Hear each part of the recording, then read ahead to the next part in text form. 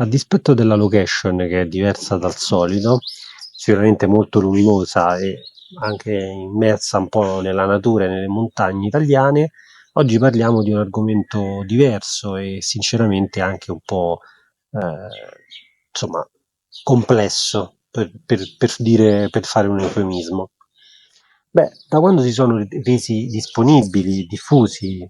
soprattutto anche più accessibili i mezzi di comunicazione di massa, come giornali, radio, televisioni e in tempi più recenti internet, i social network, essi hanno sempre offerto uno strumento di potere, ma anche di pressione sui potenti e per i potenti stessi. Beh, un'arma boomerang quindi che può essere anche utilizzata a doppio taglio per fare pressioni politiche o per influenzare in qualche modo ovviamente la popolazione o comunque chi usufruisce di questi mezzi. Se torniamo indietro nel tempo, all'inizio del Novecento, questi strumenti che erano molto nuovi, ovviamente ebbero degli utilizzi che poi sono stati ampiamente studiati, soprattutto all'interno dei regimi, e il regime fascista sa benissimo cosa vuol dire adattare questo meccanismo alle proprie necessità. Beh, sia che siano notizie di cronaca nera, sia che siano notizie di gossip, queste spesso hanno attratto l'opinione pubblica, distogliendo poi l'attenzione su quelli che erano invece dei più delicati e complessi temi politici. E il caso di cui parleremo oggi è un caso atroce nella storia della criminologia italiana, si inserisce bene in questo tipo di contesto anche politico. E quindi, come vedremo, anche la necessità di trovare al più presto un colpevole influenzò e non poco quelle che poi furono le indagini e quindi di conseguenza la storia di questo evento. Sto parlando nello specifico del caso di Gino Girolimoni, conosciuto anche erroneamente come il mostro di Roma. Beh, questo è un nuovo episodio di Voci dal passato, la serie di History Tales in cui esploriamo storie, personaggi ed eventi di alcuni degli eventi storici e dei momenti storici più importanti della storia dell'umanità. Come al solito, se non l'avete già fatto, iscrivetevi al canale e ovviamente commentate qui sotto perché vogliamo sentire anche cosa ne pensate di tutti questi eventi.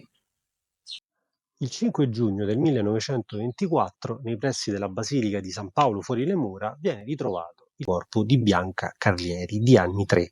brutalmente assassinata dopo aver subito anche delle violenze e gettata in un fosso.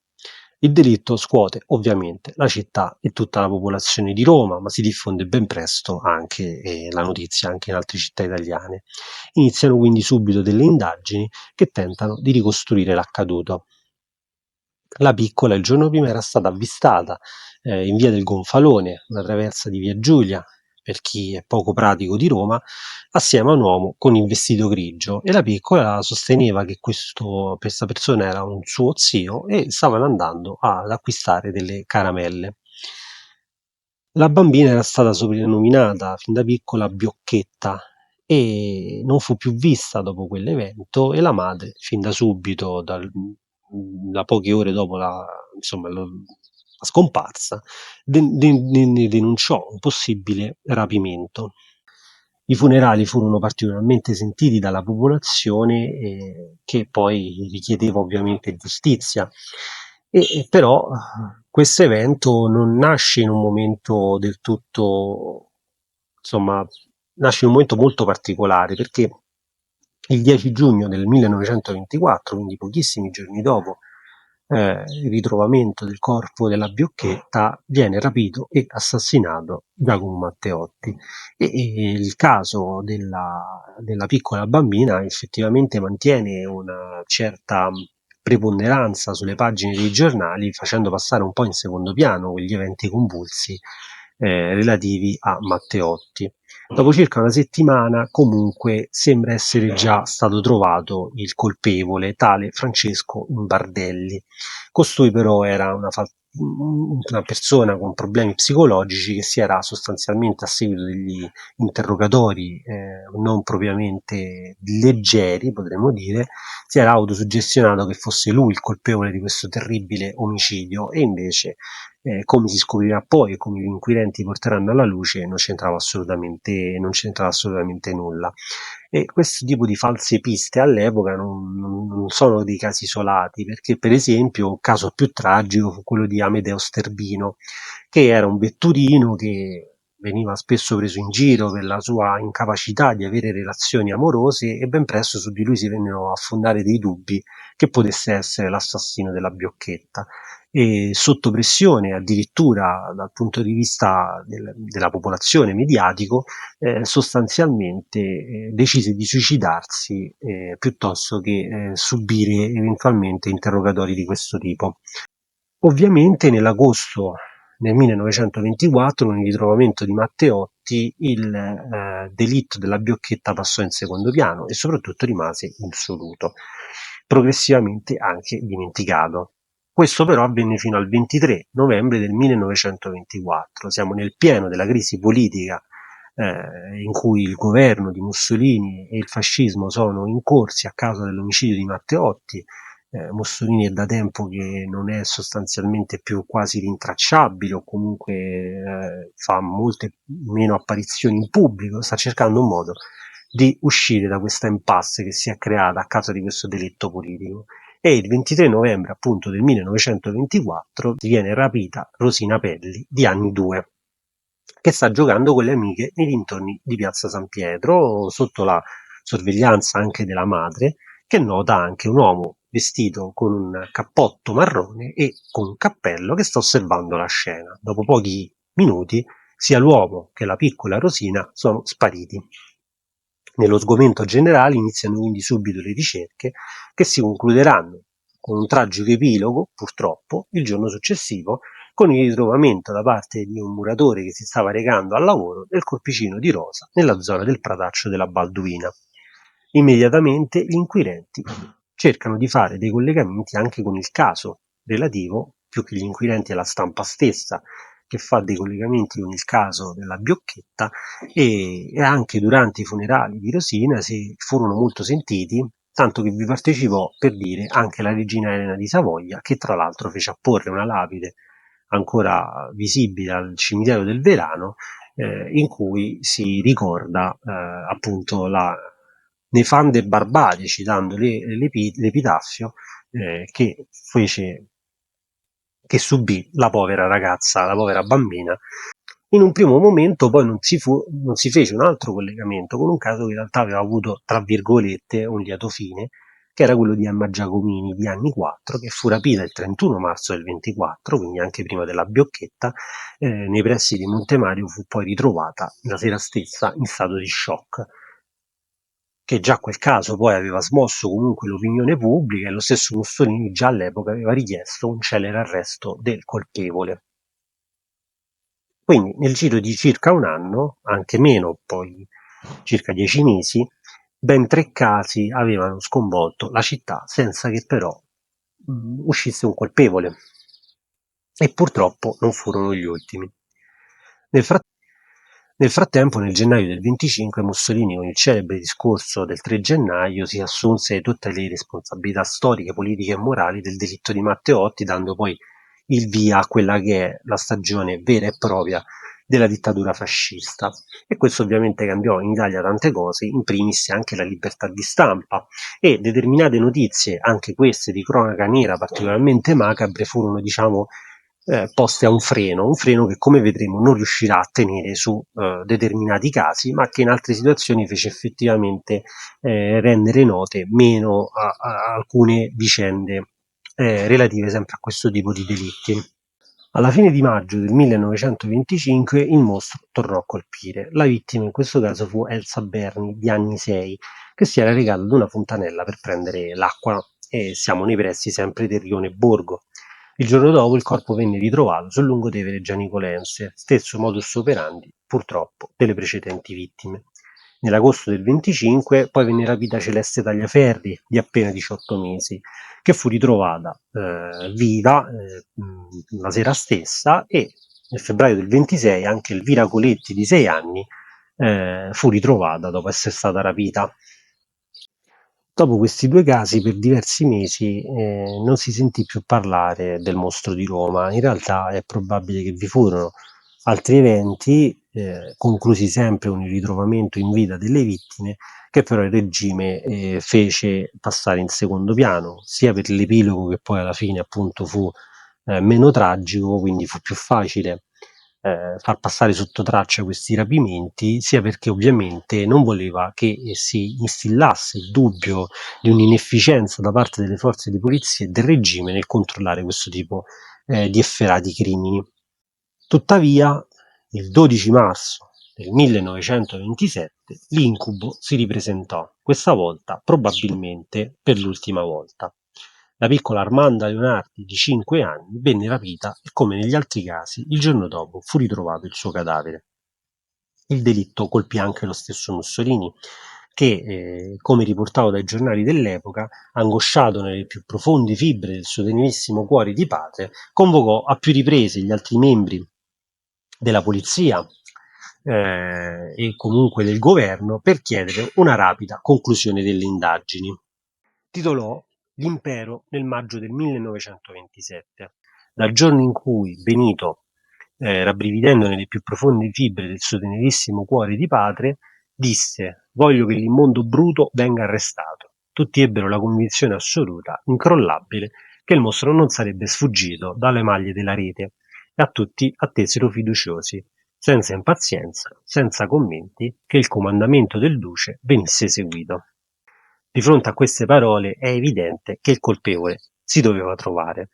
Dopo il delitto della piccola Armanda, tuttavia, gli inquirenti avevano trovato una pista che ritenevano abbastanza plausibile.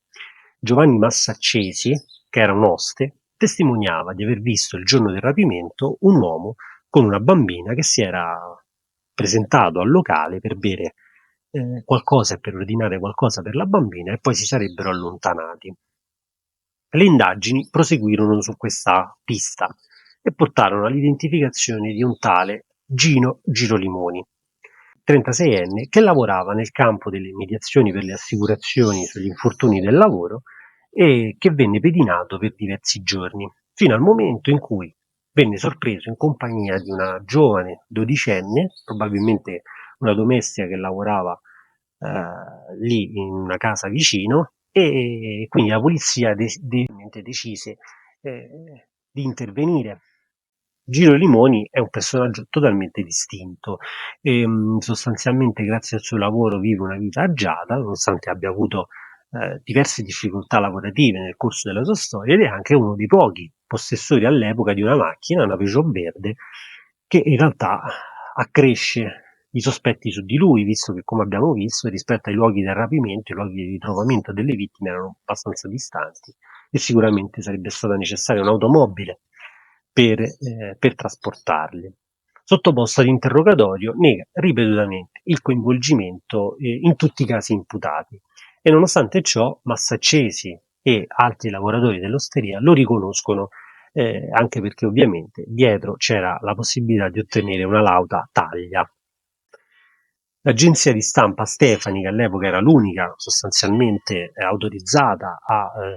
lasciare informazioni e dichiarazioni, il 9 maggio comunica la notizia dell'arresto e che il personaggio è un vero tipo di degenerato, che le prove appaiono irrefragabili e che spesso durante il pedinamento addirittura Girolimoni abbia adottato dei travestimenti proprio per sfuggire alla polizia. L'abitazione di Girolimoni viene perseguita e si ritrovano non solo abiti, ma anche addirittura foto di bambino, questo si dice. Tutti i giornali si accaniscono sulla sua figura, che viene dipinto quindi come una delle più sinistre e spaventose figure di delinquenti che l'umanità ricordi addirittura. Dipingere Giro Limoni come il peggiore dei mostri è poi anche il più subdolo, perché apparentemente è una persona normalissima, quindi che si confonde tra le persone, è un mezzo, uno strumento anche per esaltare il ruolo della polizia e soprattutto del regime. Vi ricordo che pochi giorni prima Mussolini ha richiesto la cattura del colpevole e quindi a maggior ragione che la polizia abbia condotto un'indagine perfetta perché sia riuscita a sgominare un personaggio al di sopra di ogni sospetto, trovando quindi il colpevole di questi efferati delitti. Vennero poi anche riportate alcune testimonianze che, come vedremo, avranno poi un ruolo decisivo anche per lo scagionamento dello stesso Gino Limone. Infatti una giovane bambina, Anna del Signore, che qualche anno prima aveva subito un tentativo di rapimento, ricorda che il suo rapitore o comunque colui che aveva tentato di rapirla aveva una forte menomazione alla mano sinistra e anche Gino Limoni effettivamente aveva questo difetto fisico, ma come vedremo non è l'unico. Però in quel momento ovviamente questa testimonianza aumentò ulteriormente la pressione e le prove a carico del 36enne. Ben presto però tutti i nodi vennero al pettine e decisivo fu in questo senso un elemento clamoroso chiave che portò alla scarcerazione di Gino Limoni. Egli infatti non era a Roma durante uno degli omicidi, ma soprattutto, anche se questa deposizione non fu poi effettivamente tenuta troppo da conto, ma influì in qualche modo, un tal uomo, l'operaio Domenico Marinutti, si presentò presso per una deposizione volontaria asserendo che l'avventore all'osteria con la bambina era in realtà lui con la figlia e aveva ricostruito perfettamente quello che era successo, cioè che lui aveva chiesto da bere che non gli era stato concesso, che aveva lasciato la bambina al bancone ed era uscito per prendere del tabacco e poi rientrato aveva recuperato nuovamente la figlia. Ovviamente Massaccesi non volle comunque riconoscerlo, sempre perché non voleva perdere la taglia che gli spettava, però effettivamente questa deposizione che scagionava ulteriormente Giro Limoni venne tenuta da conto. Comunque, per l'accanimento dei giornali, per la convinzione che la popolazione si era creata, per tutta una serie di vicissitudini, è evidente che la reputazione del mediatore di assicurazioni Giro Limoni fu definitivamente compromessa, a tal punto che il cognome Giro Limoni a Roma è diventato sinonimo di una persona, di un criminale appunto, che si macchia del reato di pedofilia. Certamente poi in tutta la vicenda ad aggravare la posizione di Gino Limoni ci fu anche il fatto che effettivamente dopo il suo arresto gli omicidi si fermarono, probabilmente qualcuno sfruttò l'occasione per interrompere questa serie di omicidi o non sappiamo il motivo, visto che di solito persone che comunque hanno disturbi mentali e fanno questo tipo di crimini poi in realtà non si fermano per così poco. Quindi Giro Limoni alla fine fu effettivamente la vittima di quelle che noi oggi chiameremo fake news, che all'epoca furono sostanzialmente portate avanti prevalentemente dai giornali e alimentate dall'opinione pubblica che cercava a tutti i costi un colpevole per sciogliere la tensione di questi mesi e di questi delitti.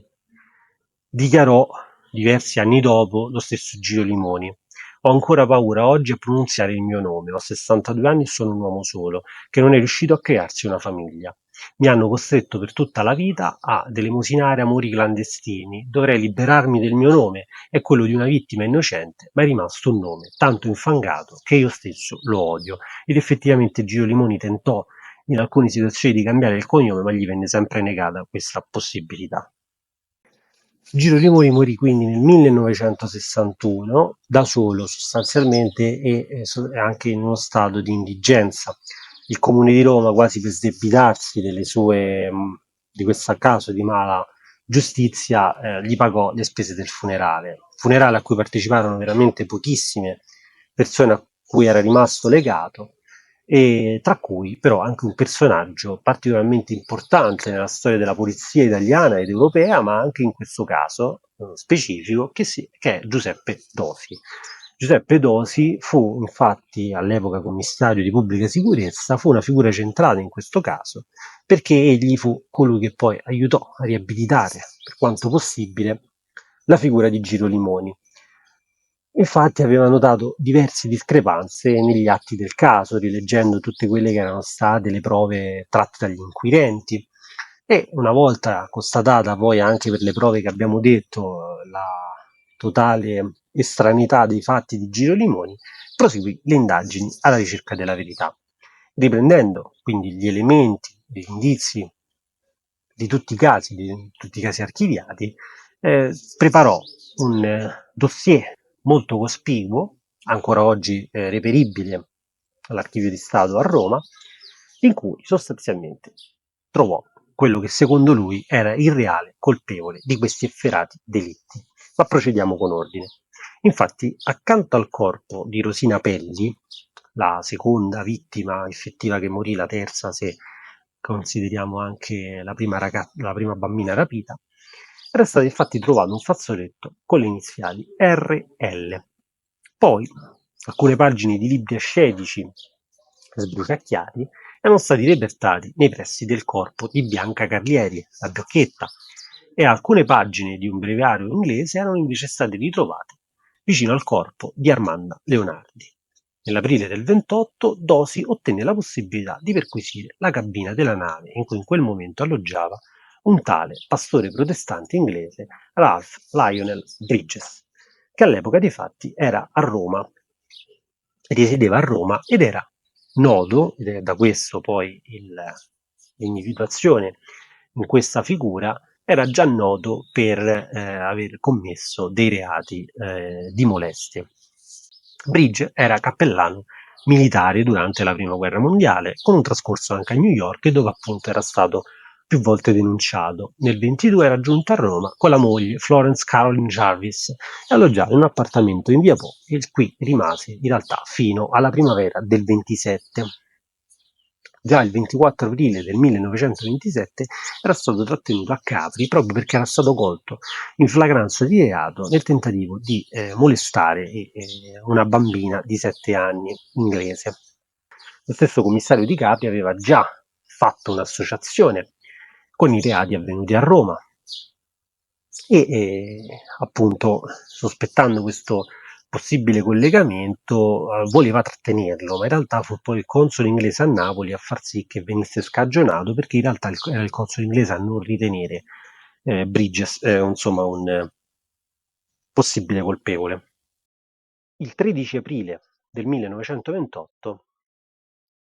Bridges era a bordo di questa nave. Dal 24 aprile del 27, quindi dopo il rilascio a Capri fino a questa data, aveva fatto perdere le tracce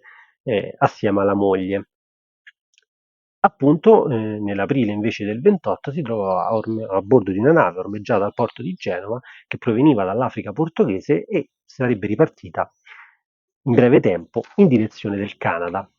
A questo punto Dosi ottenne la soffiata che il prelato era qui e decise di non solo perquisire la sua stanza ma anche interrogarlo. All'interno della cabina Dosi trovò un quaderno dove erano appuntati alcuni dei luoghi dove erano state ritrovate o dove erano state rapite piuttosto le piccole vittime. Aveva trovato soprattutto anche una prova inequivocabile, ovvero dei fazzoletti identici a quello rinvenuto vicino al corpo di Rosina. Bridge poi rispondeva un po' al profilo adatto, era una persona comunque distinta, un prelato